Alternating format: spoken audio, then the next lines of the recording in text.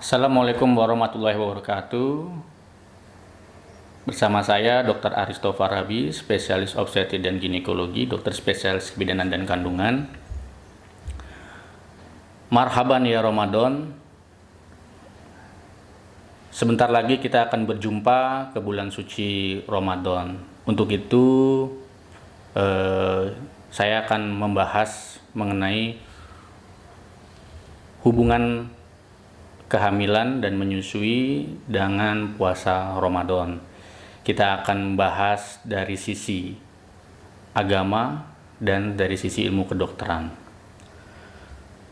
Dari sisi agama, ya, dari agama Islam, ya, hukum dari puasa Ramadan itu wajib, ya. Akan tetapi jadi tidak wajib atau ada kelonggaran pada 4 golongan, yaitu yang pertama adalah orang sakit, yang kedua adalah musafir, kemudian yang ketiga adalah orang yang usia tua renta, kemudian wanita hamil dan menyusui. Agak menarik di pembahasan tentang wanita hamil dan menyusui.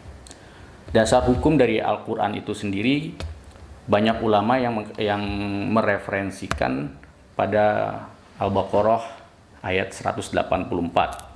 Mungkin kita akan bahas mulai dari Al-Baqarah ayat 184. A'udzubillahi minasyaitonirrajim. Bismillahirrahmanirrahim. أياما معدودات فمن كان منكم مريضا أو على سفر فعدة من أيام أخر وعلى الذين يطيقونه فدية طعام مسكين فمن تطوع خيرا فهو خير له وأن تصوموا خير لكم إن كنتم تعلمون. Shadaqallahul azim. Ya, arti dari Al-Baqarah ayat 184 yaitu, maka barang siapa di antara kamu sakit atau dalam perjalanan kemudian tidak berpuasa, maka wajib mengganti sebanyak hari yang tidak berpuasa itu pada hari-hari yang lain. Dan bagi orang yang berat menjalankannya, wajib membayar fidyah, yaitu memberi makan seorang miskin. Tetapi barang siapa dengan kerelaan hati mengerjakan kebajikan, maka itu lebih baik baginya, dan puasamu itu lebih baik bagimu jika kamu mengetahui. Jadi dari ayat Al-Baqarah ayat 184, sebelumnya saya akan bicara gini, saya bukan ahli agama, cuman saya muslim, dan saya coba untuk menelaah dari Al-Quran surat Al-Baqarah ayat 184 ini, bahwa yang terbaik adalah puasa, ya. Sebisa mungkin kita puasa walaupun kita ada halangan-halangan tersebut. Akan tetapi bila sifat halangan tersebut adalah mudorot buat kita atau buat orang lain, atau kalau pada kehamilan berarti mudorot buat kita dan mudorot buat janin atau ibu hamil, maka ada keringanan di situ, ya, bisa berupa mengkodoknya atau membayar fidyah. Dari ulama-ulama sendiri, ya, itu membagi, saya coba mencari referensinya dari beberapa literatur, ya, yang membahas tentang Islam dan pandangan Islam terhadap wanita hamil dan puasa. Dari alim ulama berpendapat membagi ke dalam 3 kelompok. Yang pertama adalah wanita hamil dan menyusui yang satu adalah khawatir keadaan dirinya sendiri, ya, keadaan dirinya saja bila berpuasa, ya. Yang kedua, wanita hamil dan menyusui yang khawatir keadaan dirinya dan buah hatinya bila berpuasa. Yang ketiga adalah wanita hamil dan menyusui yang khawatir, ya, keadaan janinnya saja. Ya, jadi menarik ini ada 3 golongan para alim ulama yang digolongkan ya.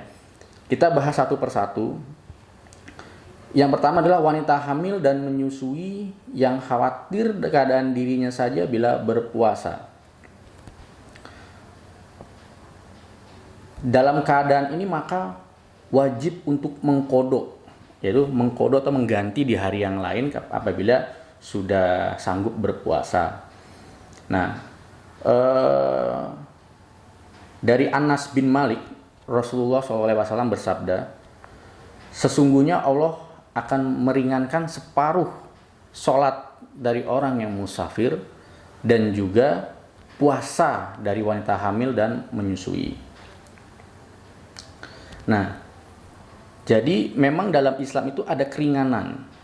Pada golongan yang khawatir keadaan dirinya saja bila berpuasa, sebagai contoh, misalkan wanita hamil masuk pada trimester ketiga, ya, dia mengalami sakit, misalkan demam tifoid, atau dia demam 3 hari gitu ya, demam sehingga dia tidak bisa, dia khawatir akan kalau seandainya berpuasa itu akan membahayakan dirinya gitu ya.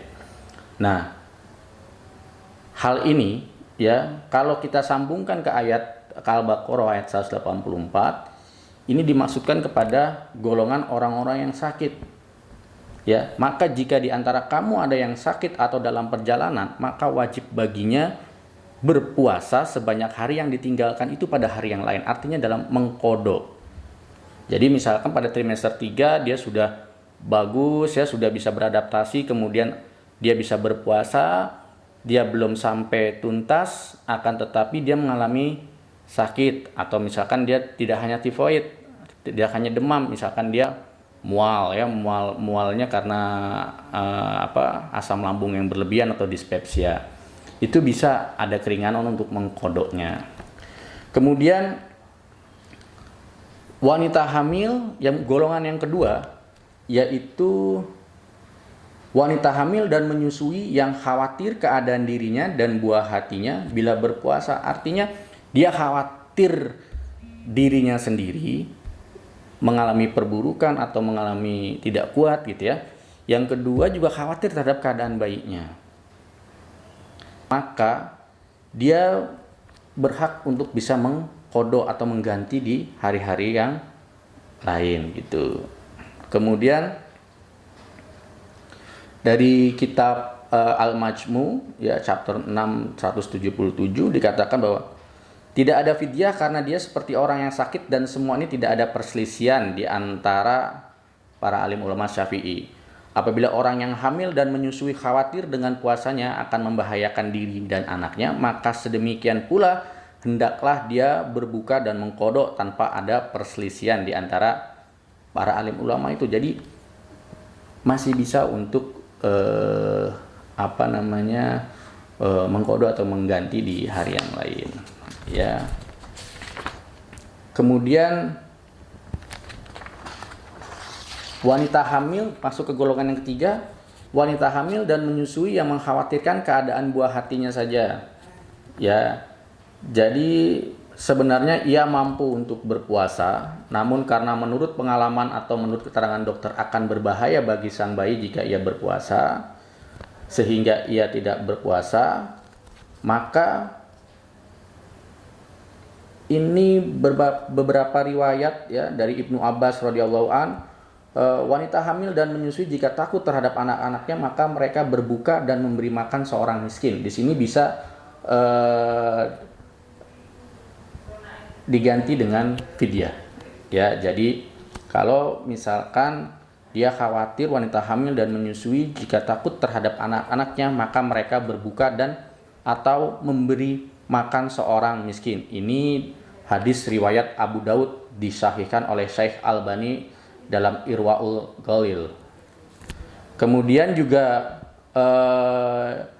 jawaban Ibnu Umar radhiyallahu an ketika ditanya tentang wanita hamil yang khawatir terhadap anaknya, ia menjawab, hendaklah berbuka dan memberi makan seorang miskin setiap hari yang ditinggalkan. Tadi fidyah, ya. Jadi kesimpulannya dari Al-Quran maupun hadis riwayat, ya, ini bisa disimpulkan bahwa dari Al-Baqarah ayat 184 bahwa orang yang hamil dan menyusui mempunyai keringanan. Bisa caranya mengkodok maupun membayar fidyah. Kemudian diriwayatkanlah oleh beberapa alim ulama yang membagi 3 golongan, mana yang bisa dikodok, mana yang harus membayar fidyah. Jadi Islam itu mudah, Islam itu rahmatan lil alamin. Jadi tidak mungkin agama Islam, ya, syariat-syariatnya akan mempersulit manusia, pasti akan memudahkan kita untuk menjalani baik itu ibadah secara vertikal maupun secara horizontal. Kemudian bahwa kesimpulan yang kedua adalah bahwa boleh nggak wanita hamil itu berpuasa? Boleh, ya. Dari agama Islam boleh apabila dia bisa menjamin kesehatan bagi dirinya dan janinnya, dan itu lebih baik, ya. Di Al-Baqarah ayat 184, bagi yang menjalankan puasa dengan dia bisa menjamin keadaan dirinya atau yang menjamin keadaan dirinya itu atas status kesehatan baik dirinya maupun janinnya. Namun apabila itu pun tidak bisa dilakukan, Islam meringankan. Artinya tidak ada dosa di situ, ya. Memberikan kemudahan, ya, kemudahan akhirnya bisa melalui kodok maupun membayar fidyah. Mungkin itu pandangan saya sebagai dokter kandungan dan sebagai muslim untuk bahwa memberikan informasi, memberikan wawasan bahwa jangan sampai bahwa apabila ada keterbatasan untuk melakukan puasa sehingga membahayakan ibu dan janin, memaksakan diri. Justru kalau memaksakan diri, dia akan zalim terhadap dirinya sendiri, dan itu tidak disukai oleh agama kita. Mungkin itu aja untuk bagian pertama tentang hukum puasa pada wanita hamil menurut pandangan Islam.